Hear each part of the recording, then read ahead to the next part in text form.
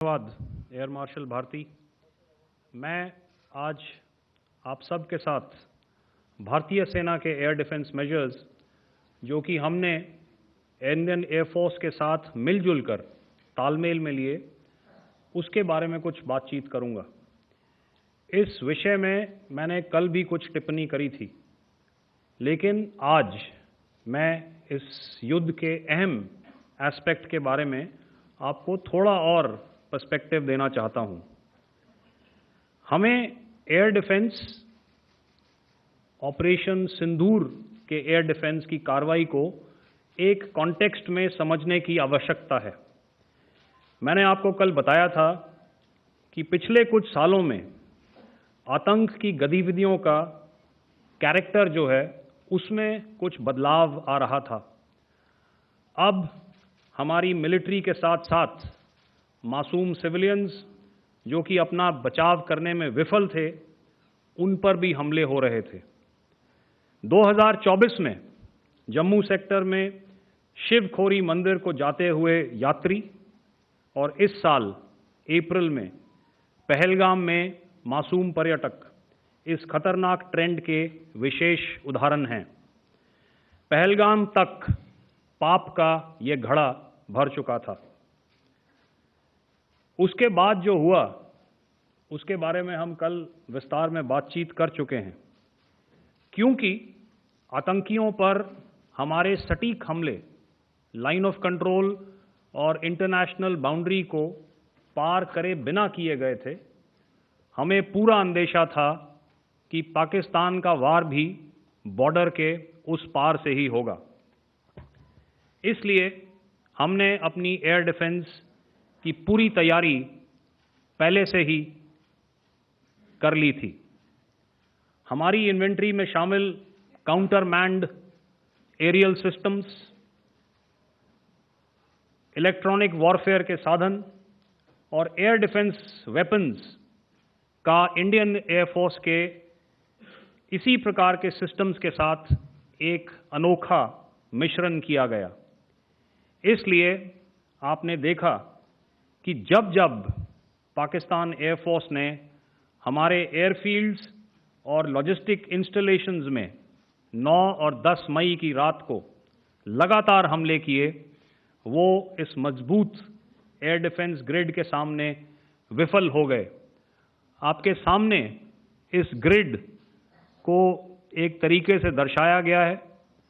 आप देख रहे हैं कि इंटरनेशनल बाउंड्री से कितनी layers, radars, counter unmanned aerial systems, उसके पीछे शोल्डर फायर्ड वेपन्स, हमारे विंटेज एयर डिफेंस वेपन्स जो कि काफ़ी सालों से हमारी सेना में हैं।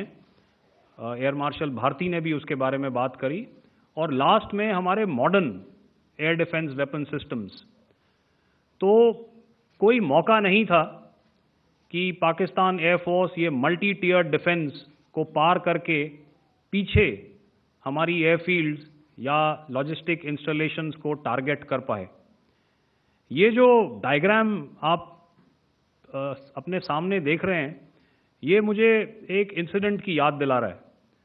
और मैं आपको इस उदाहरण के ज़रिए से एक ये एस्पेक्ट हाईलाइट करना चाहता हूँ। जब मैं स्कूल में था तो तकरीबन मेरे ख्याल से ये 70 का दशक था और उस समय इंग्लैंड और ऑस्ट्रेलिया के बीच में, आज शायद क्रिकेट की बात भी करनी चाहिए क्योंकि मैं देख रहा था कि विराट कोहली ने टेस्ट क्रिकेट से रिटायरमेंट ले ली। कई भारतीयों की तरह वो मेरे भी फेवरेट क्रिकेटर हैं। तो 70 के दशक में ऑस्ट्रेलिया और इंग्लैंड की फेमस एशेज सीरीज चल रही थी और उस समय ऑस्ट्रेलिया के दो बहुत तेज गेंदबाज जो कि क्रिकेट हिस्ट्री में बड़ा उनका नाम है, जेफ थॉमसन और डेनिस लिली, उन्होंने अंग्रेजी बैट्समैन और उनकी बैटिंग लाइनअप को तहस नहस कर दिया था। और ऑस्ट्रेलियंस ने उस समय एक कहावत निकाली थी, that from ashes to ashes and from dust to dust, if Thommo don't get here then Lily surely must. और अगर आप इस लेयर को देखें तो आप समझ जाएंगे कि मैं आपको क्या बताने की कोशिश कर रहा हूं। तो अगर आप सारे सिस्टम्स को पार कर भी गए तो आपको फिर भी एयरफील्ड या लॉजिस्टिक इंस्टॉलेशन या जो भी चीज़ को आप टारगेट कर रहे हैं उसमें पहुंचने से पहले कोई ना कोई इस लेयर्ड ग्रिड का सिस्टम ज़रूर गिरा देगा। जो दुर्दशा कल आपने पाकिस्तान एयरफील्ड्स की देखी और शायद आज भी एयर मार्शल भारती की प्रेजेंटेशन में, हमारी एयरफील्ड्स हर प्रकार से ऑपरेशनल हैं।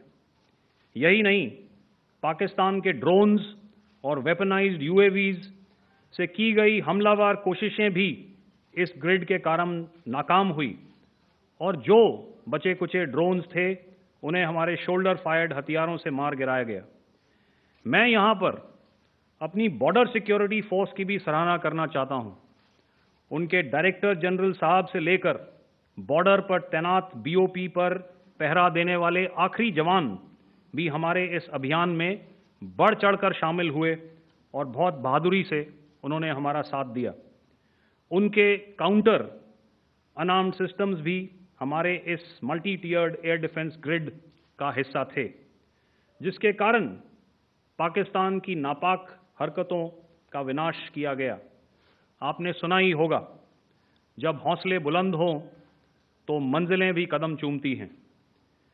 In the end, I would like to highlight again that in every single domain that Operation Sindhur has been prosecuted, there has been absolute synergy between the three services.